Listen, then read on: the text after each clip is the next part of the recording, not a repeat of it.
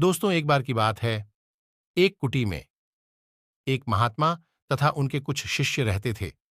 उस कुटी के महात्मा का यह नियम था कि जब कभी भी कोई शिष्य बुद्धत्व को प्राप्त कर लेता, तब उस शिष्य को महात्मा आदेश देते थे कि अब आप एक दिशा में चले जाओ और आसपास के जो लोग हैं उनका ज्ञानवर्धन तथा उनके आत्मा व चेतना को जागृत करने का प्रयास करना।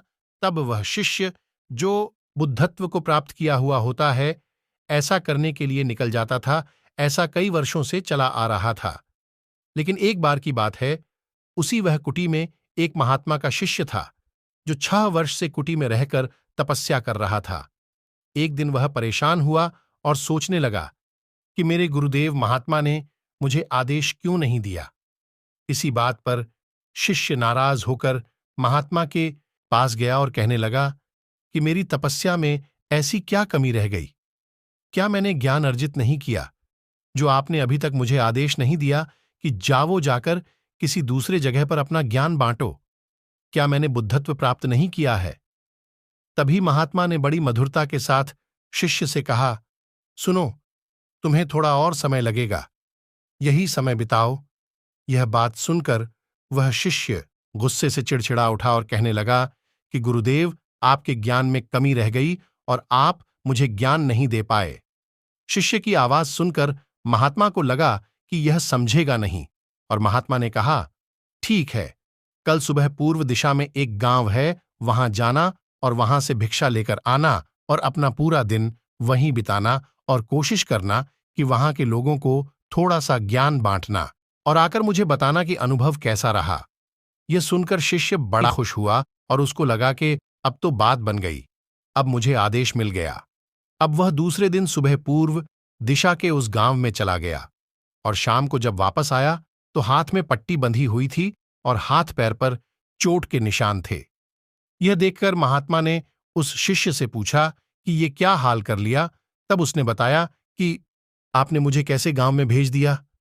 उस गांव में जाकर जब मैं भिक्षा मांगी तो लोग मुझे डांटने लगे और भगाने लगे। वहां पर सिर्फ एक व्यक्ति ने मुझे भिक्षा दी, वह भी जमीन पर फेंक कर, और कहा, ले जाओ इसको, अब मत आना।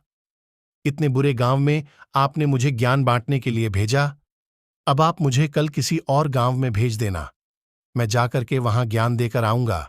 महात्मा यह सुनकर थोड़ा मुस्कुराए और उन्हें तो पता था कि यह कुछ नहीं कर पाएगा, और महात्मा ने कहा कि ठीक है, अगले दिन तुम किसी और गांव में जाना, लेकिन एक दिन के बाद जाना, पहले एक दिन कुटी में रुके रहना है।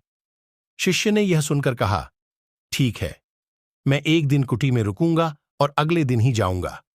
दूसरे दिन महात्मा ने अपने दूसरे शिष्य को उसी गांव में भेजा जहां पहले वाले शिष्य को भेजा था, और शाम में जब वहां से वापस लौटा था तो उसकी भी हालत वही थी, हाथ पैर में चोट और पट्टी बंधे हुए थे। महात्मा ने पहले वाले शिष्य के सामने दूसरे वाले शिष्य से पूछा कि हुआ क्या था। तब उसने कहा कि जिस गांव में आपने मुझे भेजा था वहां के लोग बड़े भोले भाले हैं, भिक्षा दे नहीं रहे थे, और एक व्यक्ति ने मुझे जमीन पर फेंक कर भिक्षा दी और मैं स्वीकार कर लिया। फिर मैंने उसे आशीर्वाद दिया कि तुम्हारा कल्याण हो, तो वह व्यक्ति चौंक गया और कहने लगा कि आप गजब के इंसान हो, मैंने आपको जमीन पर फेंक करके भिक्षा दिया और आप मुझे कल्याण हो का आशीर्वाद दी। तब मैंने उससे कहा कि मैं अपना कर्तव्य निभाऊंगा, और आप भी बड़े दानी हैं जो आपने मुझे भिक्षा दिया। उसके बाद मैं वहां से निकल रहा था तो मैंने देखा कि एक बच्चा बीमार था। तब मैं एक जंगल में गया, वहां से जड़ी बूटी लाने, और जड़ी बूटी लेकर लौट रहा था। तब कुछ लोगों ने मुझे पकड़ लिया और पूछने लगे कि ये जड़ी बूटी लेकर कहाँ जा रहे हो। तब मैंने उनसे निवेदन किया कि मुझे छोड़ दो, एक बीमार छोटे बच्चे की मदद करनी है। तब उन्होंने मुझे छोड़ दिया। जब गांव में वापस आकर उसे बच्चे की मलहम पट्टी कर रहा था, तभी गांव वाले मुझ पर हमला करने लगे। तब उस दानी व्यक्ति ने, जिसने मुझे जमीन पर फेंक कर भिक्षा दी थी, उसने गांव वालों को रोका और कहा, यह ठीक व्यक्ति है और इसे अपना काम करने दो। जब मैंने जड़ी बूटी लगाई तो बच्चा ठीक हो गया और सब मेरे लिए तालियां बजाने लगे। सभी गांव वाले कहने लगे कि कल फिर आइएगा गुरुदेव, मुझे कल फिर उसी गांव में भेजिएगा, क्योंकि वहां बड़े ही भोले लोग हैं, समझते नहीं है, बस प्यार बहुत है और अब की बार कोशिश करूंगा कि थोड़ा प्यार और ज्ञान उनके पास पहुंचाने का। वो सब ज्ञानी तो है, लेकिन बस अनजान व्यक्ति से बात करने में डरते हैं। ये सभी बातें। वो जो पहला शिष्य था, जो एक दिन पहले उसी गांव में गया था, वह सुन रहा था और समझ रहा था। फिर वह पहले वाला शिष्य महात्मा के चरणों में गिरकर बोला कि गुरुदेव, कमी तो मुझ में ही थी। आपने ज्ञान तो बहुत सारा दिया, लेकिन मैं उसे अपने आचरण में नहीं ढाल पाया और अहंकार को ऊपर रखा तथा उस गांव के लोगों को पहचान नहीं पाया और मार खाकर चला आया। गुरुदेव, मार तो इन्होंने भी खाई, लेकिन इनका अहंकार मिट चुका है और यह समझ चुके हैं कि वे लोग भोले भाले हैं और हमें उनसे अलग तरीकों से व्यवहार करना होगा तथा ज्ञान को आचरण में ढालकर उन लोगों तक पहुंचाना होगा। दोस्तों, इस कहानी में सीख यही मिलती है कि अच्छा इंसान बनने पर ध्यान दीजिए। अच्छा समय तो अपने आप चलाएगा। हम अच्छा समय तो लाना चाहते हैं, लेकिन अच्छा इंसान नहीं बन पाते हैं और सारी गड़बड़ बस यही हो जाती है। मुझे लगता है कि आपको यह कहानी पसंद आई होगी और कुछ अलग सीखने को मिला होगा।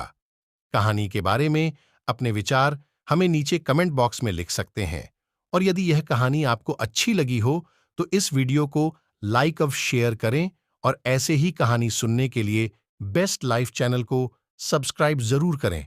तो चलिए दोस्तों, फिर मिलते हैं किसी और कहानी के साथ।